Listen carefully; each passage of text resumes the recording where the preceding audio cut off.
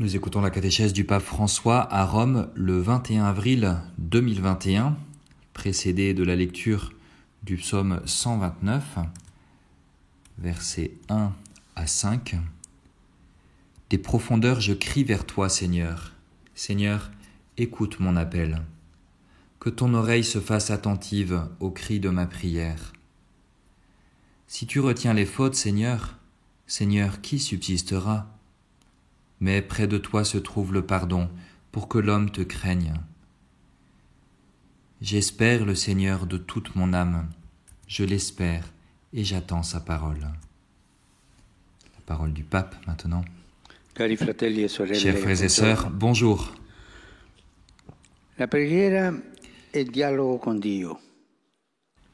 La prière est un dialogue avec Dieu, et toute créature, d'une certaine manière, dialogue avec Dieu. Dans l'être humain, la prière devient parole, invocation, chant, poésie. La parole divine s'est faite chair et dans la chair de tout homme, la parole revient à Dieu dans la prière. Les paroles sont nos créatures, mais elles sont aussi nos mères. Et dans un sens, elles nous forment. Les paroles d'une prière nous font traverser sans danger une vallée obscure. Elles nous dirigent, elles nous conduisent vers des prés d'herbes fraîches.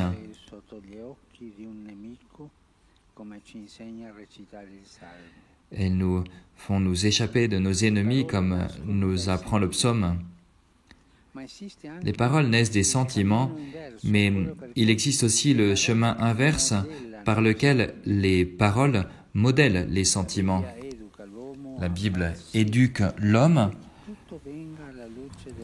à faire que tout soit fait, tout vienne à la lumière par la parole, que rien ne soit exclu dans l'être humain.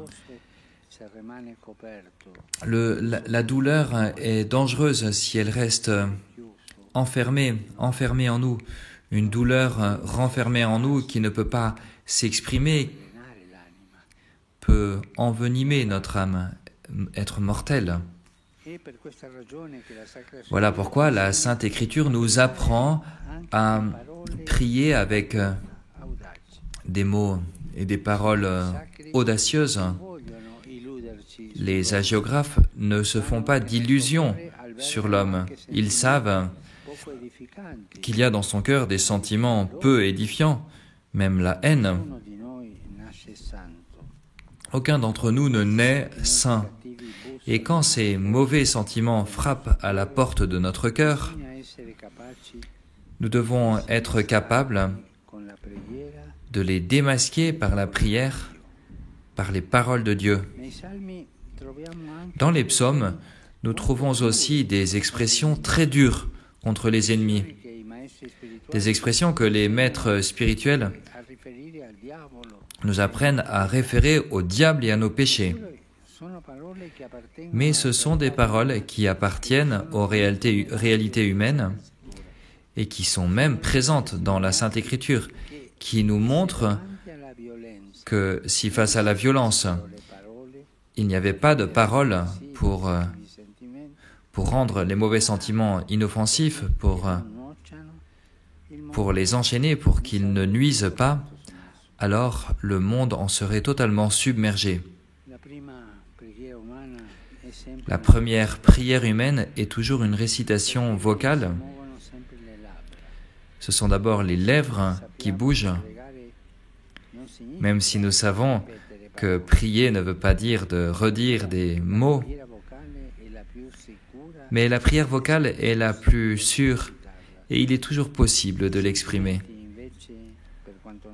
En revanche, les sentiments, même très nobles, sont incertains. Ils vont, ils viennent.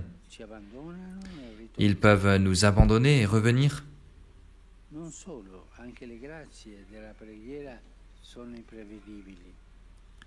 Les grâces de la prière même sont imprévisibles. Il y a parfois des consolations abondantes, mais dans des jours plus sombres, tout semble s'évaporer. La prière du cœur est mystérieuse. Parfois elle est cachée, mais la prière des lèvres, de la bouche, celle que l'on récite en chœur parfois, elle est toujours disponible. Elle est nécessaire comme les travaux manuels. Le catéchisme nous enseigne à ce sujet et il affirme « La prière vocale est une composante indispensable de la vie chrétienne. » Aux disciples attirés par la prière silencieuse du Maître, lui leur enseigne une prière vocale, le Notre Père. « Apprends-nous à prier », demandent les disciples à Jésus, et Jésus nous enseigne une prière vocale, le Notre Père. Et il y a tout dans cette prière. Nous devrions tous avoir l'humilité de certains anciens qui, à l'église, peut-être parce qu'ils n'entendent plus très bien, qu'ils récitent les prières qu'ils ont appris petits. Et cette prière ne dérange pas le silence, mais rend témoignage de la fidélité au devoir de la prière, toute une vie sans que ces prières ne manquent. Ces priants de la prière humble sont souvent les grands intercesseurs des paroisses.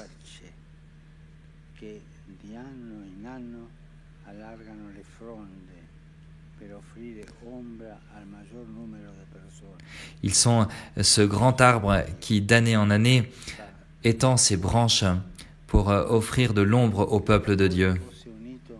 Dieu seul sait combien leur cœur est uni à ces prières récitées. Sans doute, ces personnes ont dû aussi affronter des nuits, des moments de vide, mais on peut toujours rester fidèle à la prière vocale. C'est un peu comme une ancre. On s'accroche à la corde pour pouvoir rester fidèle, quoi qu'il arrive. Nous avons tous à apprendre de cette constance du pèlerin russe dans cette célèbre œuvre de spiritualité qui a appris l'art de la prière en redisant un grand nombre de fois cette prière « Jésus-Christ, Fils du Dieu vivant, Seigneur, aie pitié de moi, pécheur ». Il redisait cette prière « Jésus-Christ, Fils du Dieu vivant, Seigneur, aie pitié de nous, pécheurs ».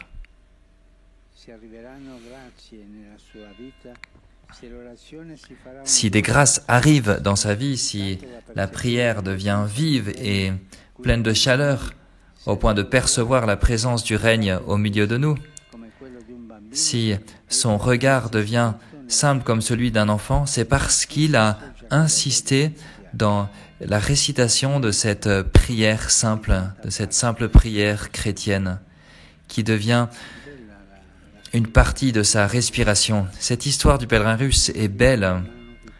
C'est un livre qui est à la main de tous, à la portée de tous. Je vous invite à le lire, car il peut nous aider à comprendre ce qu'est la prière vocale. Alors, il ne nous faut pas mépriser la prière vocale.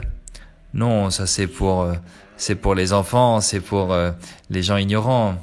Moi, je cherche la prière mentale, la méditation,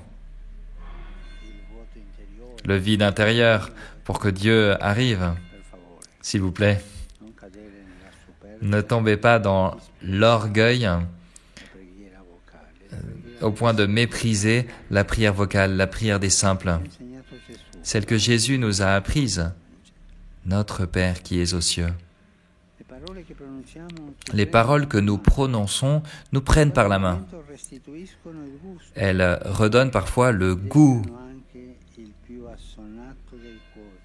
même dans le cœur le plus sec. Elles réveillent des sentiments que nous avions oubliés et elles nous conduisent en nous prenant par la main vers l'expérience de Dieu, ces mots tout simples. Et ces mots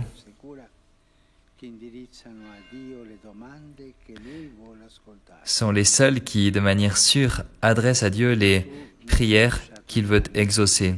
Jésus ne nous a pas laissés dans l'obscurité, dans les nuages. Il nous a dit, vous, quand vous priez, dites ainsi. Et il nous a appris la prière du Notre Père. Merci.